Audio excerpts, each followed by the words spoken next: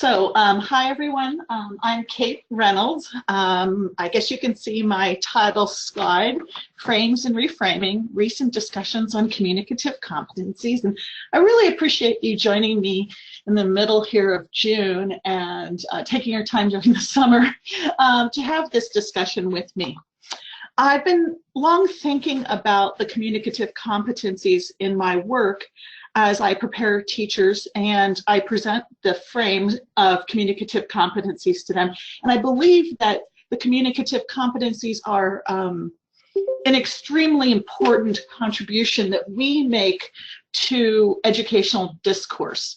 And I don't think we always spend a lot of time on it. So it's something that occurs to me. I've been very lucky over years to see Celce-Murcia speak on the communicative competencies, Joan Kelly Hall, and some of the others speak on the communicative competencies because maybe I've sought out some of these opportunities because I'm particularly keen on them. So I'll go ahead and start on this talk. At the end, I'm hoping we can have a really nice discussion together. We can also continue our discussion on the My TESOL page under Teacher Education Interest section. So in 1983, Michael Canali noticed that we have a disarray in the way we are conceptualizing and looking at research and application of communicative language pedagogy. And he felt that it resulted in a large part from failure to consider and develop an adequate theoretical framework. And I start here because problematizing this, because I think we still are working on this. My motivation to do this talk today, aside from my particular interest, I'm not really sure why that's making that noise, but anyway, you can mute your microphones if you need to. So my motivation for doing this talk was because I'm interested in recent developments on the communicative competencies. So I'm teaching my teacher ed candidates what they need to know, what's the most recent work on this. And I often find that in the materials I'm using, some of the textbooks, although they may be the most recent edition, they don't always reflect the recent developments on communicative competencies. They seem to present the seminal work without presenting the evolution of this theoretical framework. And I'm hoping that we can engage in these discussions as a field, and so we can revisit these concepts and can kind of consider what kind of materials we're using and how we're presenting this to our future students, our future teachers. So in this talk, I'm hoping that you will be able to walk away with a real nice, and I know that a lot of you are teacher educators, so please know that I value the fact that you know a lot of this information, particularly the seminal stuff, but I'm hoping you'll be able to compare and contrast with me the different perspectives on communicative competencies so we can engage in a discussion on how these frames impact our teacher education curricula, instruction, and materials. So knowing that there are some people who may not be as familiar, I'm just going to quickly summarize some of the original work on the communicative competencies framework and then quickly get us into some of the recent discussions on it. Please do know that in some ways I might be glossing some very important things, and I might not have included everyone. I'm looking at really highlights on this topic because of limited time. So the early thought leaders, if you will, the people who laid the foundations for the communicative competencies models, we really see Del Hymes and Sandra Sauvignon coming in 1972. And Sauvignon was really particularly unhappy with, and that's really how it was framed, she was kind of discontented with Chomsky's view of an idealized linguistic competence. And she felt that communicative competence what native speakers know, which enables them to interact effectively with each other. And she said that in 1983. But that's an interesting thought about the native speaker part, because again, we're looking at maybe that idealized native speaker, but that's kind of my editorial comment there. She linked communicative competence with language proficiency, and that was a huge contribution to her part of this thinking behind the model. Himes, at the same time, they were both influencing each other. He viewed communicative competency as comprised of grammatical competence in a communicative setting. Grammatical competence. But he did also introduce the notion of sociolinguistic competence. And I'm not going into a very deep definition of what that means to him, but considering sociolinguistics as you might think of the field, that's kind of how he viewed that sociolinguistic competence. So he's starting to further define them. Widdowson, wonderful, wonderful person. I'm so grateful for all of his contributions and lucky to have heard him speak on this, saw a distinction between competence and capacity. And he defined capacity as communicative or procedural capacity, as the ability to use knowledge as a means of creating meaning in language. So I think that's quite an interesting view of the word capacity, and it comes up again in more recent discussions, so I thought I'd highlight this here. From those thoughts, we see Michael Canali and Meryl Swain's definition of communicative competencies. And they really thought of these as knowledge and skill needed for actual communication. And they did several articles in the early 80s that really laid the foundation for the framework. And here is their framework. Now I bring this up because what I found in preparing this talk, that certain titles of some of the competencies morphed and shifted depending on what resource I was using. So I went to a lot of the original research to make sure I was looking at the exact titles. So you'll see it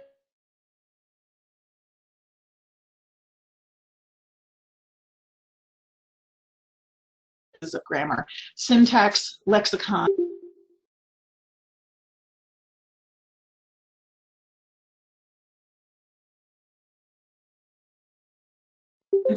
Some of our other work doesn't always mention that. It also, the original work mentioned verbal and nonverbal. Oh, I forgot the end bracket. Those would be, the nonverbal would be things like referential gestures you might have in a conversation, kind of pointing to an object. So I put that out there as an example because it might not be clear how that might relate to grammatical and linguistic competence.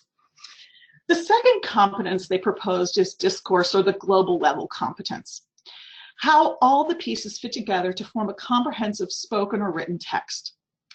Transitional knowledge, an example, would be topic shifts, changes, transitions in discourse shown by discourse markers, and cohesion. This is how they originally envisioned these two competencies. They also added a couple others, though they've added discourse competence to the work of Widdowson and Himes, but they also added strategic. They further defined sociolinguistic, and later there was a lot of discussion on sociolinguistic or sociocultural context. And that's really defined by the appropriate use of language in social settings, looking at the rules and conventions of language use. Extra-linguistic knowledge, like the register, role relationship, showing respect or power, distance or closeness, friendships or alliances. Strategic competence, as viewed here, was looking really at communication strategies. And these are things employed during breakdowns in communication, or to redirect misdirected talk in an appropriate way. So how we might say, what was our topic again? And get us back on track. This happens a lot in my conversations with my sister. How did we get to this topic? We figure out our way back. Verbal and nonverbal communication strategies are also included here.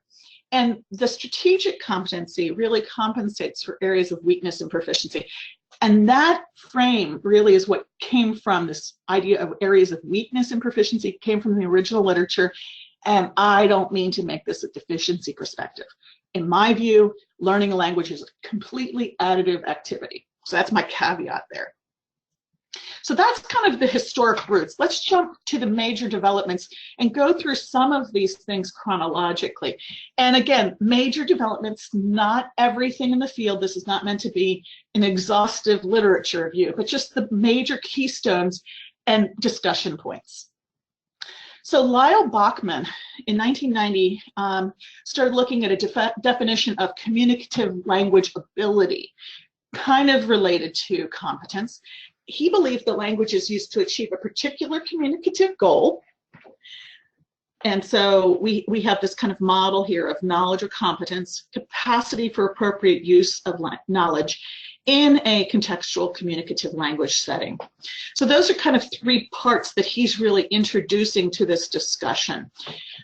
So to achieve a particular goal based on knowledge that you have and abilities within a specific context. He also proposed a hierarchy of competencies, and I think this was a major contribution to this discussion. He broke it down by organizational competence and pragmatic competence. Under organizational competence, you see grammatical competence, the things that we saw before, lexicon, morphology, syntax, and also textual competence. So he's kind of looking at a distinction here in spoken and written text, but it also, in a way, looks at any textual formatting, cohesion, rhetoric. It could be very similar to discourse competency. So you can see that he introduces this concept of rhetorical organization of narratives and descriptions, comparisons and classifications. This is a very key contribution that folks hadn't really had before. And he looks at the conversational organizations like initiating, maintaining, and closing conversations. So both the spoken and written formatting. I hope that makes sense. Looking at his view of pragmatic competence, he looked at what he considered sociolinguistic competence. Some of the things we saw before, dialect is not always discussed, register, naturalness, and cultural reference. I thought that was fascinating. And illocutionary competence, he believes, is very different. So he's defining these things further in looking at pragmatic conventions and the functions of language to include speech acts and things like that. So he and Palmer in 1996 redefined grammatical competence. You can see the evolution of thought here as lexical knowledge, the meanings of words, the ability to use figurative language.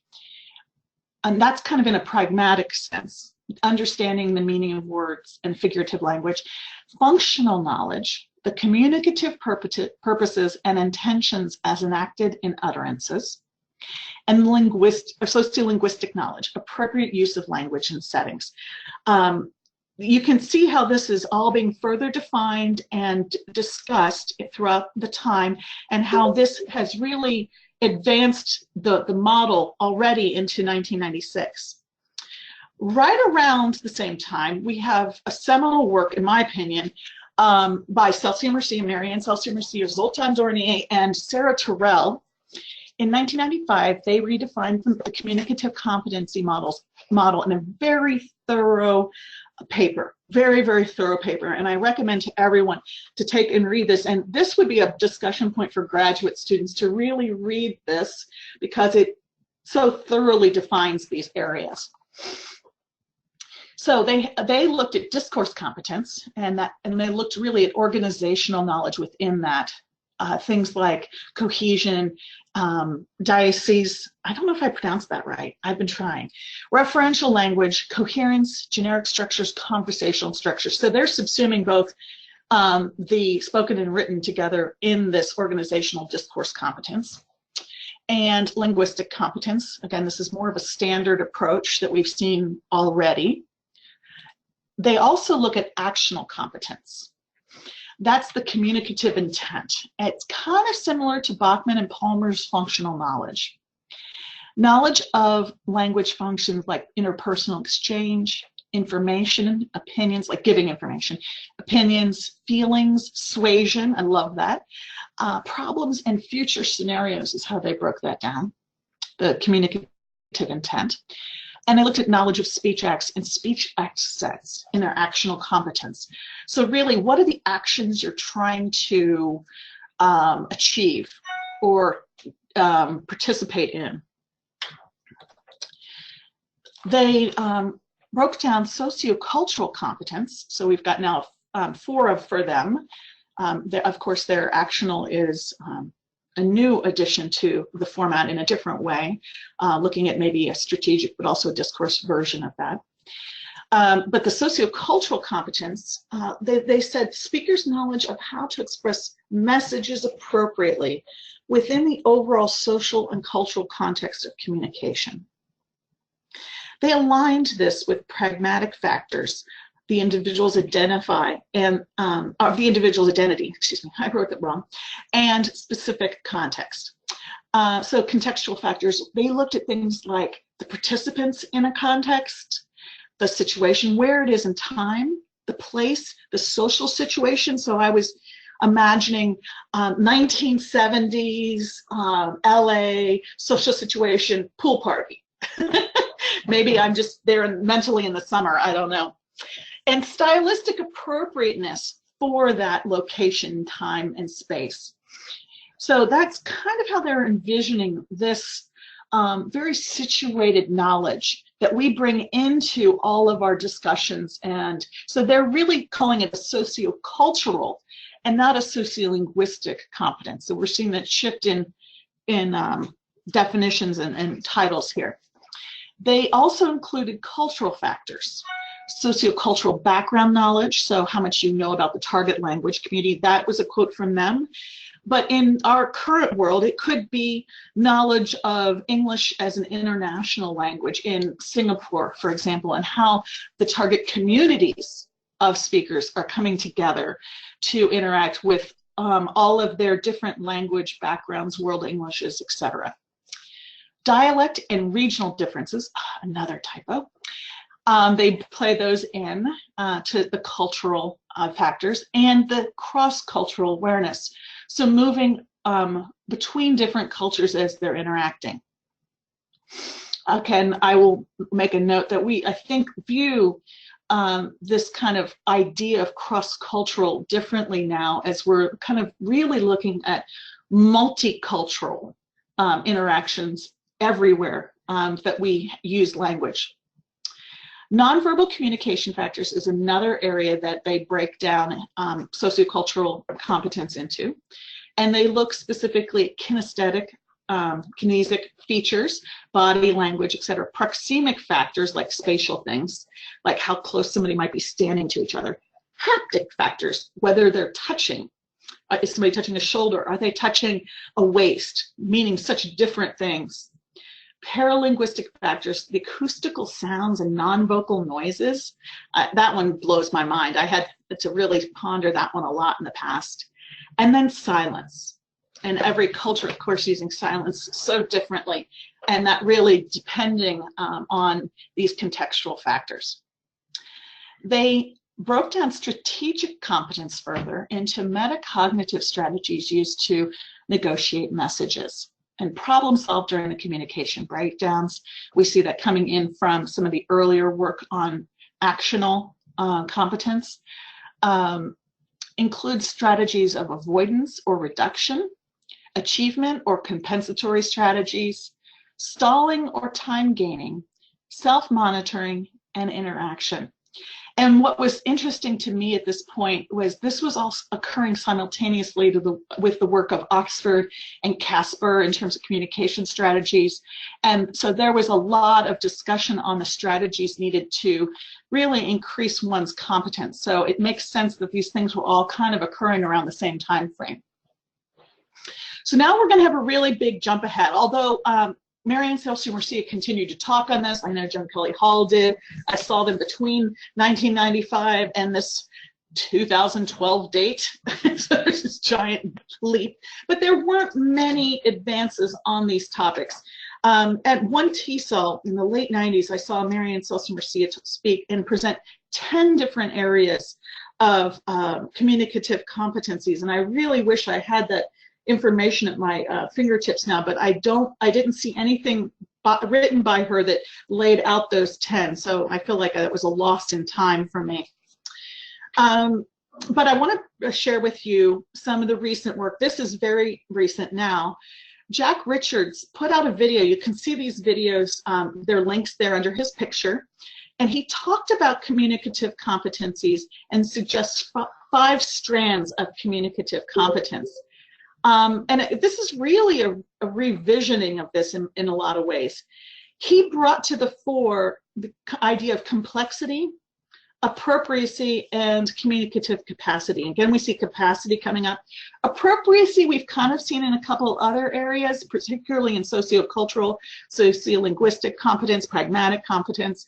But he was looking at things like accuracy as a competence, fluency, appropriacy, complexity, extent of the language development, complexity of the grammar, and communicative capacity, how much you can express, what's your range of topics, the depth of the topics, and the size of the vocabulary. So for me, his greatest contributions were the complexity and the capacity, really pushing this idea of capacity in a different direction than when it had been previously viewed. My observations about these are that accuracy seems to be included in linguistic and discourse competencies. If one does not have an accurate enough linguistic and discourse competencies, or not competencies, they're not accurate enough, then the communication wouldn't be effective.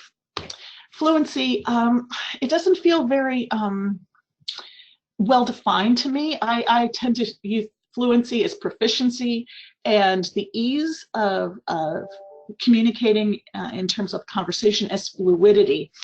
That's not very clearly defined in this work. Appropriacy appears part of sociocultural competence. One needs to be appropriate in terms of politeness and register in the social cultural context of to be competent. And complexity and communicative capacity imply a continuum of abilities that's not been addressed in other frameworks. Like I said, I think it's one of the biggest contributions.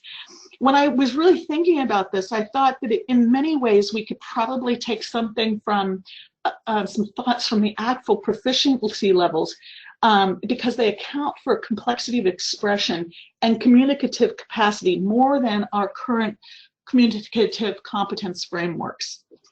So I was really thinking about how can we express the continuum and the depth in the way we're viewing our communicative competencies.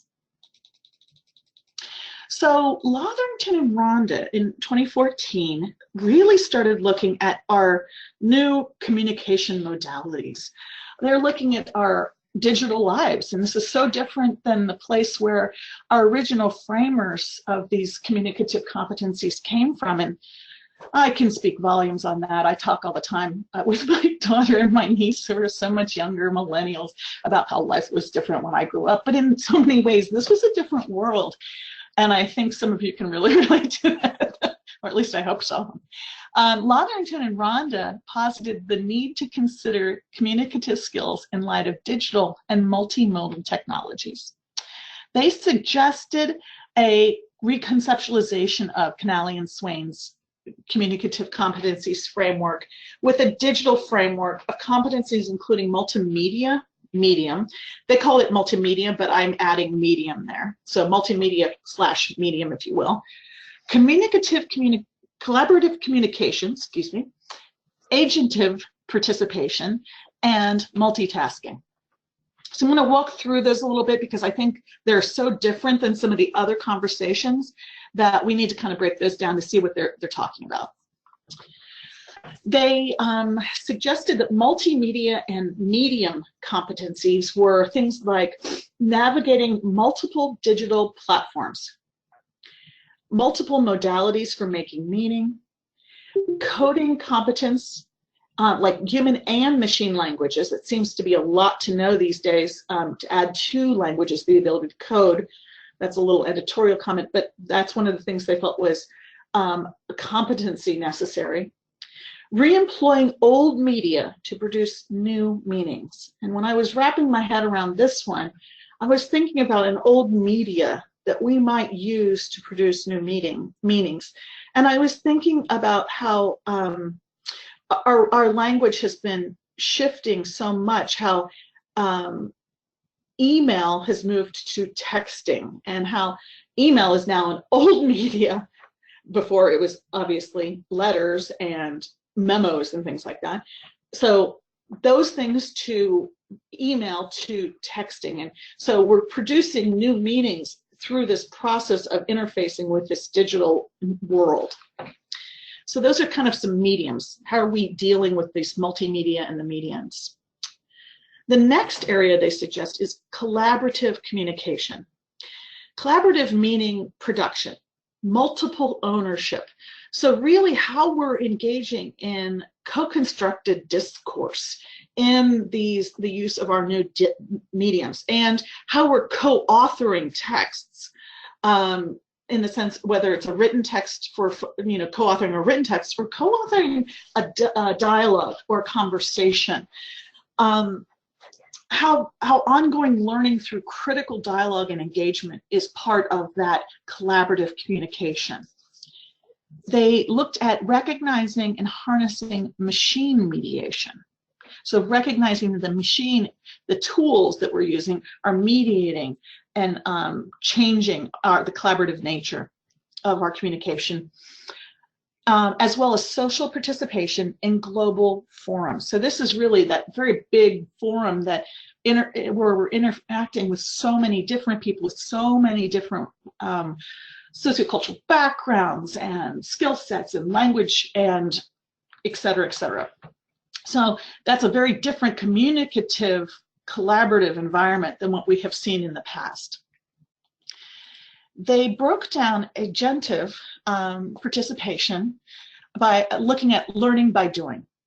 So performance toward competence, so that we're learning about and developing our competence through practicing in this. One is an agent of their own process, how much they practice and how they practice and where they're practicing. Accessing, creating, sharing, remixing purposeful content. So they are in the driver's seat of all of these things. What they choose to access, what they choose to create, what they choose to share or remix. That they have authority, and it's reimagined in the way their authority with their language is enacted. Accessing and joining sites of interest and involvement. So what they're doing is really making very specific choices based on their own interests and how much they want to involve themselves. And so in some ways I've been concerned about our society almost being micro-fragmented, that current generations have such specific and narrow interests that they only have to engage in, that they're losing certain cultural touchstones. For example, we can all laugh about Gilligan's Island, well, if you're in my generation, but talking about the Professor Marianne, and yet some of these younger folks, they don't have those same things because they weren't subjected to such a limited range of offerings. So they didn't have to watch something they didn't feel like. The next communicative competency is multitasking, and they viewed this as managing multiple sites and activities and navigating breadth and depth of engagement. While I agree with their definition, I have my concerns about multitasking, and I'll mention that here. So my observations and thoughts on these really are kind of multivariate here. In a digital or multimodal environment, the 4 communicative competencies still apply. We're still using a lot of these things. We're integrating spoken and written text in different ways, but we're still needing those grammatical, discourse, strategic, organizational competencies to engage in these environments. And although the context differs, the ability to communicate using appropriate sentence level and discourse level language remains the same. Sociocultural competence also applies like it would in other contexts, with the exception of the need to communicate interculturally more often and not always knowing the audience, if it's a true audience or not. And what I mean by that is there's an audience, but who that person really is versus how they're presenting themselves. Strategic competence would become more important in a digital multimodal context due to written text miscommunication, abbreviations, and asynchronous timing. So it becomes, I think, essential for folks to be able to navigate using that, and it needs to be stronger for those reasons. Multitasking as a concept has really been debunked in recent years. So possibly since this was written, they might call that something different, but maybe not. In 2015, Ortega and Bryam shared their thoughts on communicative competencies in a TESOL plenary. I have my actual notes on this, but I do not have a link for this plenary. I know TESOL records plenary, so you could reach out to TESOL Central and see if they have the link to hear their discussion on this topic. I'm going to give you my interpretation of what was discussed that day, and if you want my notes, I can share those with you. They basically brought up four, well, maybe five areas of competencies: linguistic grammatical, discourse, complexity, sophistication of words and sentences. So we've seen that coming up from some of the previous discussion, particularly Richard's work, and appropriacy. That comes up again from various different groups. They're looking at and emphasizing more the intercultural communicative competency, not this cross-cultural thing, but really looking at the kind of intercultural dialogues that we have with so many people now all over the place. And the sociocultural competence is part of that. They also think of the range of formality and expression in their definition of this. One of the things I found was really fascinating that they picked up was capacity. They brought up content and topic range in the capacity. Again, you can see maybe influences from Richard's there. They brought up, and I think this was more Ortega than some of the others, but I think the others agreed, that critical intercultural competence and empowerment were essential communicative competencies.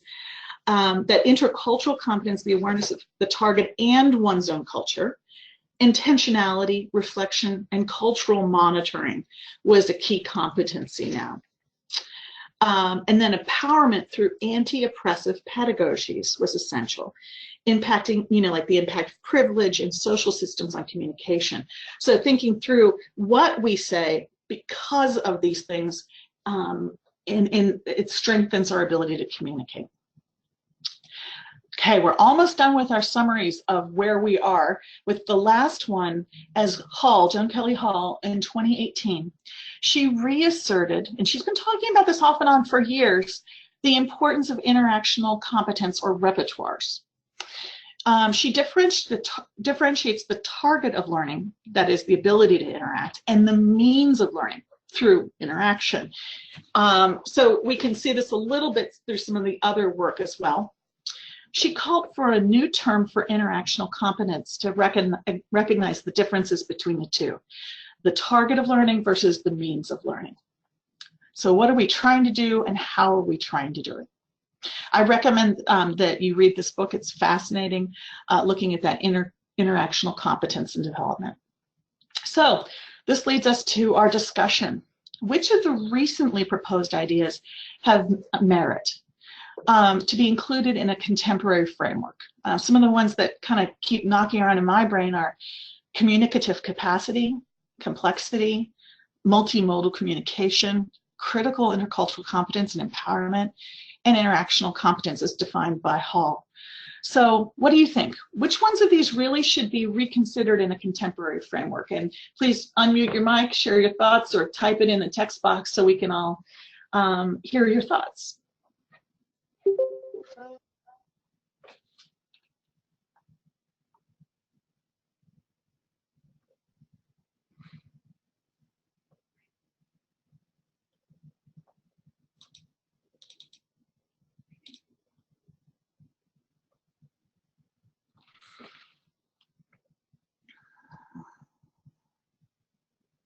thought I heard someone speaking, but it was so faint. Did somebody suggest something?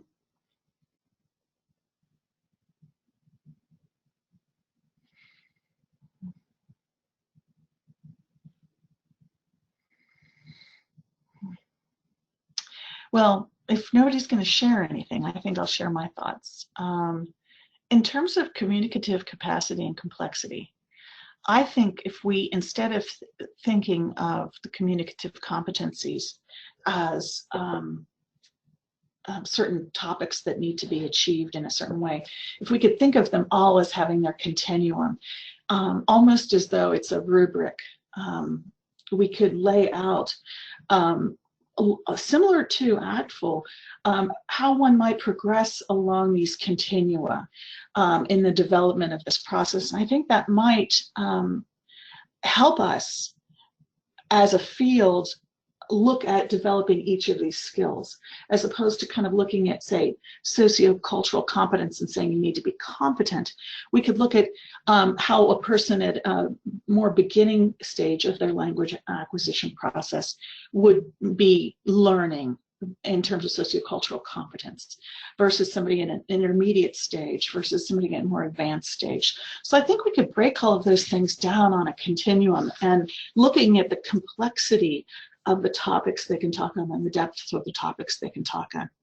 That for me has been a really interesting approach to this conversation. Does anyone have any thoughts on that?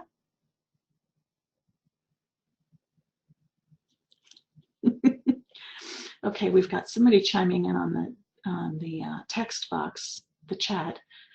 I focus specifically on application to the workplace, particularly on industry, worksite context, and functions in terms of purposes for which communication is used. Right, and you mentioned that in one of your questions you sent early on. And I think that presents an interesting viewpoint on this. Now, tell me what you think of this thought. When you first shared that, I was thinking that the workplace context provides specific information, and I'm looking at the work by Celce-Murcia, Dornyei, and Thurrell on that looks at participants within a context, the setting, the social activity, and that if we look specifically at the workplace, whether it's an industrial site or an office work site, we could envision the kind of skills necessary for that particular context within the sociocultural domain. And in terms of the functions, what are the typical functions necessary in that domain? And I think that might be part of, a traditional, almost pragmatic competence perspective. Like, what do the participants in that specific environment need to be able to achieve and accomplish? What are similar speech acts, or what are the necessary speech acts that they would need for appropriate conversation and communication? What are your thoughts there, Anne? Well, a great many thoughts. I have put together something that I use as instructional needs assessment, which is different from organizational needs assessment, but I've called it the job task language analysis, and it is 3 pages of columns of topics that I analyze in doing a needs assessment.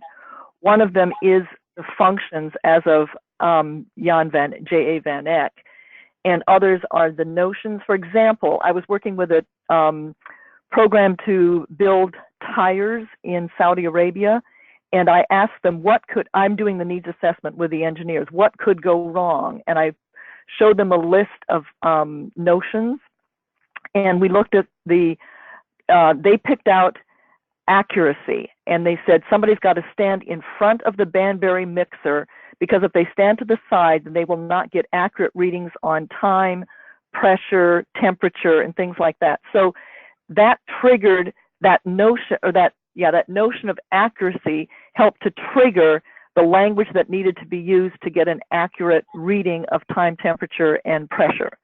And that's something that I would not have learned unless I asked them a question from the framework of notions, and that led to learning the language that they would need and what we would need to teach in order for them to do the task of loading raw rubber into a Banbury to create sheets of rubber that then become the 7 layers of a tire. Sorry for that complexity, but that's an example of how I have to deal with these things. That's really interesting because it does reframe accuracy a little bit beyond just being accurate in your language use, right? It was accuracy in job task that then led to language needed to support the accuracy. So it really triggers the specific language needed that employs various communicative competencies, right? It helps to identify what I need to teach, but they could have problems learning. Yeah. Very interesting. So we have Michelle chiming in, and she's saying she's very interested in complexity, thinks it's an element that was missing in previous frameworks. I agree. Michelle, do you want to expound on that idea? I think there's some linkage too to Anne's comments about complexity.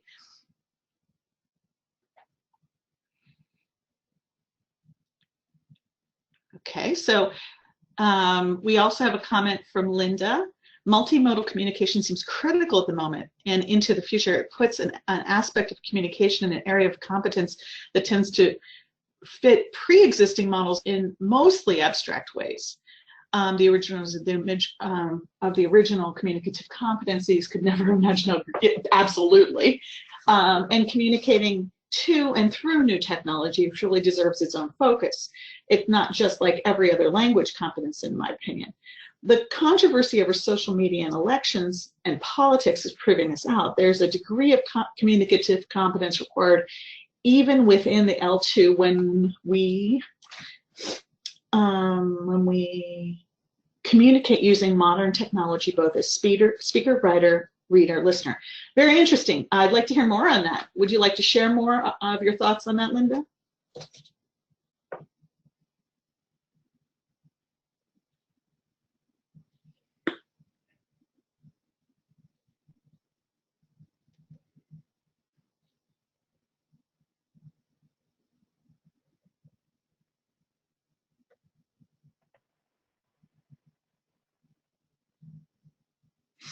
I'm sitting here thinking that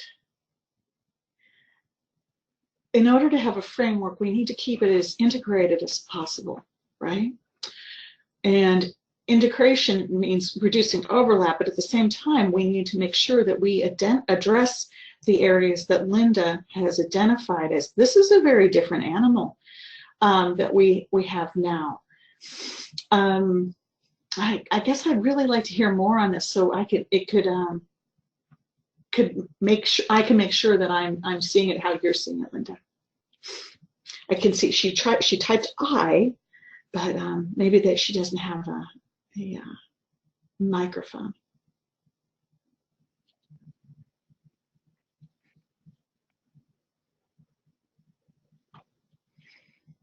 Anyone else have any thoughts on the technologies?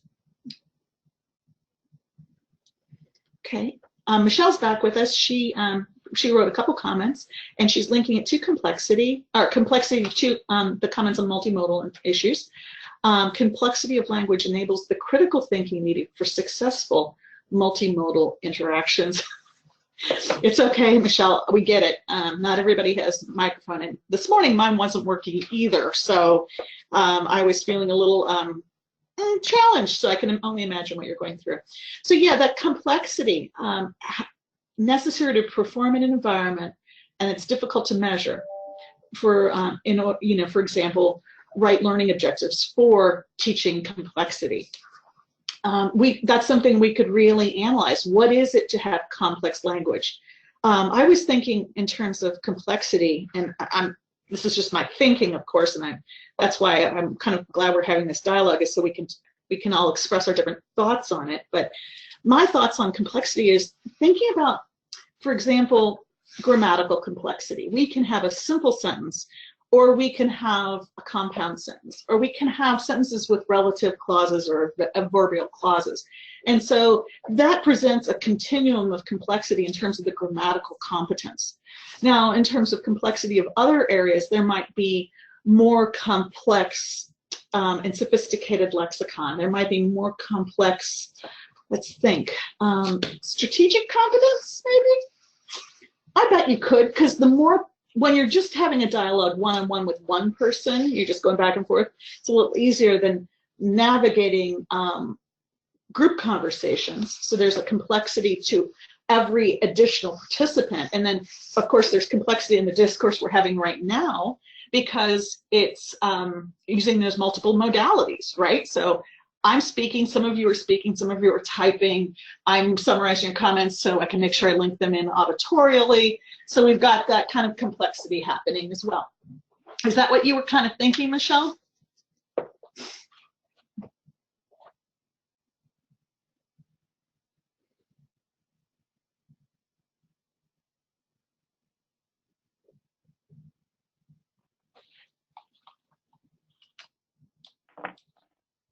So in your interpretation, complexity could be features of several elements of competence. I think that goes along with the idea of conceptualizing things in ranges or continuums. That's kind of my thoughts. I mean, these are my thoughts. I don't consider myself to be the only one thinking about these things. So maybe there's another viewpoint on this that might be more of a constructive or helpful approach to this. But yeah, in my opinion, complexity could be about ranges of competencies, because in every one I can see complexity playing. Even in organizational, where we're looking at textual kind of texts become more or less complex. So we could have, oh gosh, imagine a written chat forum online with multiple speakers simultaneously interacting and sharing their thoughts. And I know some of you all have been on these, and how complex that would be in terms of organizational or strategic competence. You know, managing multiple topics simultaneously with multiple speakers. Yeah, so for me, it all kind of works in together. And I guess for me, it's easier to elaborate the frameworks that we have as opposed to adding more. My fear of adding more of the competencies, core competencies, we lose something about the essential abilities to communicate. Maybe I'm wrong there. I'm open to other perspectives, I guess I should say. So let's transition a little bit here to looking at our teacher education classes. Re-envisioning these frames, how does that impact our teacher education curricula? What does it do to our instruction and our materials? What might we need to change or do differently? So how might we take this information that we've been talking about and share that with our future teachers?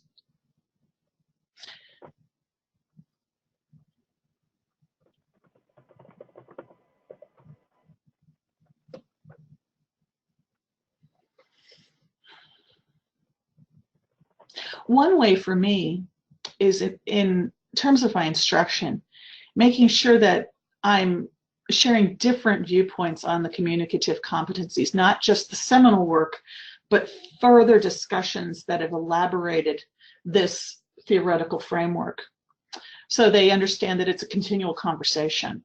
Also, another point is in my instruction, making sure that I'm illustrating through these different examples of different contexts what the communicative competencies might look like in action. Maybe even having them analyze different linguistic, I'm saying that, discourses. I'm missing a word here, obviously. So analyzing a multi-party chat room versus another kind of conversational analysis to really look at the different communicative competencies necessary for those areas. I love task-based work, so that's maybe one of the things I would do with this information in mind. What are your thoughts? So Anne said, at the high-end hotel, the housekeeper should ask and said, how long will you be staying with us? Using the language to emphasize continuing service, continuing revenue. And she also mentioned the workplace complexity includes corporate cultural differences. That's true. That's a really good point.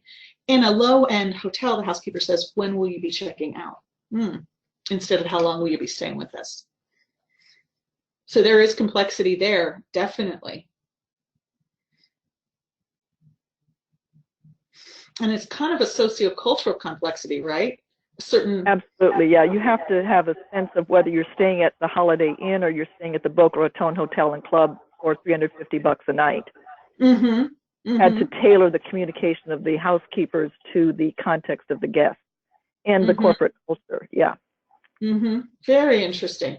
And I wouldn't have known that until we ran the needs assessment and we did a dippy-do dialogue about when will you be checking out.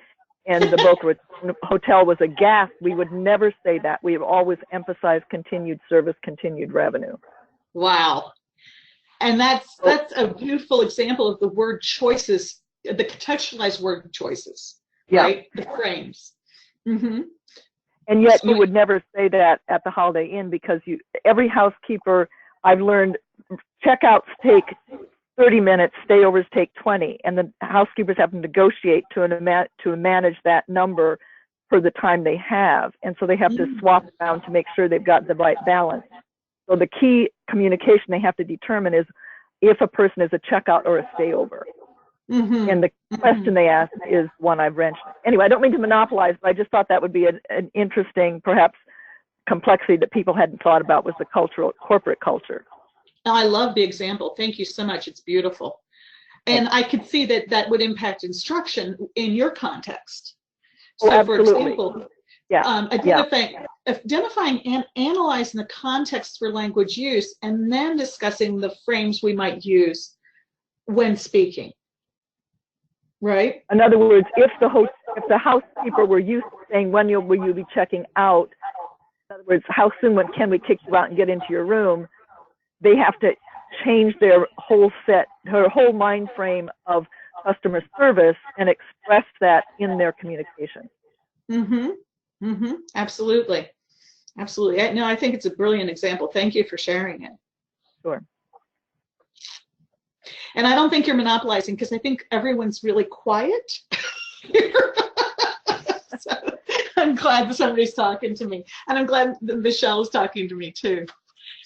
I was also thinking of materials I use in my classes. I've used the Apple book, the Apple book, the Principles and Practices book. That's been like a Bible in the field, the Celce-Murcia one. And in the early part of the Apple book, she's still, and I think she's retired now. I don't know. I think it's been updated by Ann Snow and Donna Britton recently. So I'll have to double check their version of it. But because I don't have that at hand right this second, but I would be interested in seeing how they presented the communicative competencies, which is usually discussed really early on in the book. And I'd have to look at some of the other materials that I've used to see how it's being presented. And that might impact the types of discussions and how I might extend those discussions in my classroom. So I typically do a flipped classroom environment when I teach my student teachers, and I ask them to pre-read and to bring, this in teacher ed, and to bring in their thoughts and ideas and experiences, and as well as questioning and applying the information they're reading. So when they're coming into the classroom, I'm developing tasks for them to engage with. But sometimes I'm extending the discussions and elaborating more based on my knowledge in the field. And I think that's one of the things we do. But this is a place where, with this, because of this continued dialogue, that we really need to be making sure that we're sharing more up-to-date information with our student teachers, our future teachers. That's just my thoughts. What are your thoughts?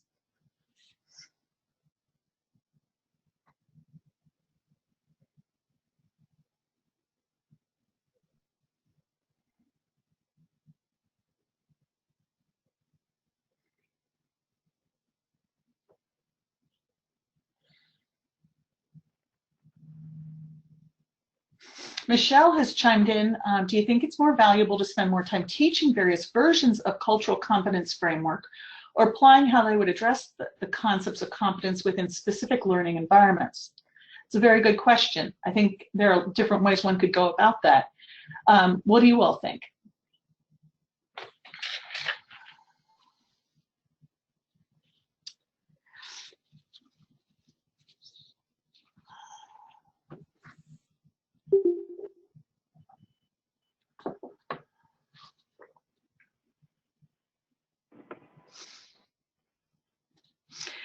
Well, for my thoughts here, Michelle, would be, what would the point of presenting various cultural competence frameworks? And are we talking about to student teachers? Yes, and teacher ed.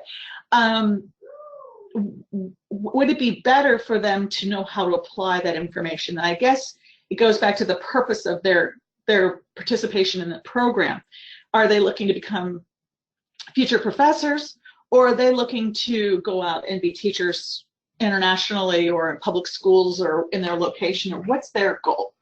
So if it's the former, I might look at various cultural competence frameworks. But if it's the latter, I think I would look at the specific competence in specific learning environments. So I go back to what the purposes for students are. Michelle, you said sometimes I see new teachers who can talk about theory all day, but really can't read a room of students and teach. Absolutely. And I think that's one of our greatest challenges, is to move from the theory to the practice in a way that they can envision and participate with that fully prior to being full-time teachers, right? So they can participate fully in all of the information that's happening, all the knowledge that they need to have for an environment in order to be able to do something, and not just focus on what I should be doing. It's what I can do, what I need to be doing for a specific place. I don't know if that makes sense. Maybe an example might be, they might be able to talk about the communicative competencies, but seeing the communicative competencies in action, understanding how to get students to the next step, that would be critical. So maybe analyzing videotapes and identifying where students are. And again, I'm going back to a continuum of competencies idea, because it's working for me. But where a student set is with the different communicative competencies, and then projecting what they might need to be able to do next. One of I guess my pet peeves is that often students get really ticked about theory. They don't see the need for it all the time. They think it's maybe unnecessary.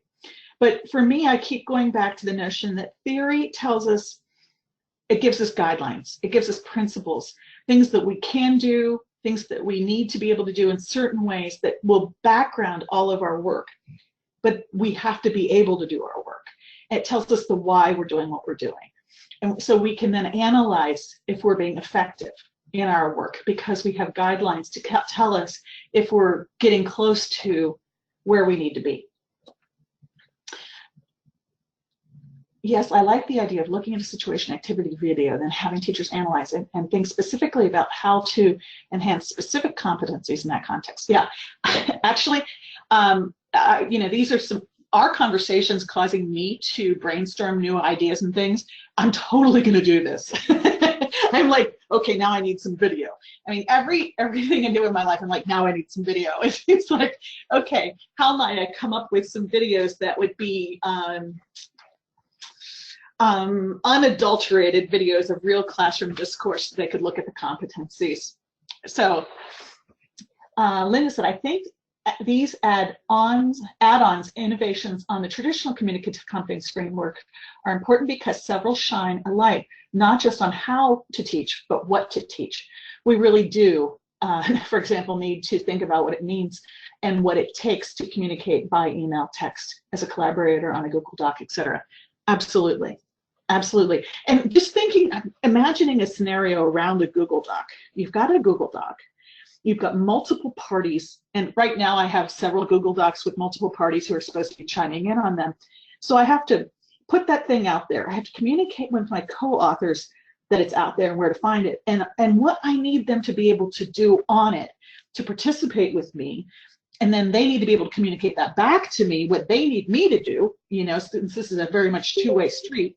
And then there needs to be a dialogue about the kinds of things that are happening. And I recently noticed in the Google Docs there is a dialogue box, and I don't know if that's a recent modification or not, where people, in addition to comments throughout, and that's another part of that process, oh, I think this, or what do you all think of that, kind of commenting, but there's also a dialogue box that people can continue to discuss, okay, so here's my thought on this, what do you all think, is this the right direction we should go in? So there's multiple layers of that kind of interactional competence.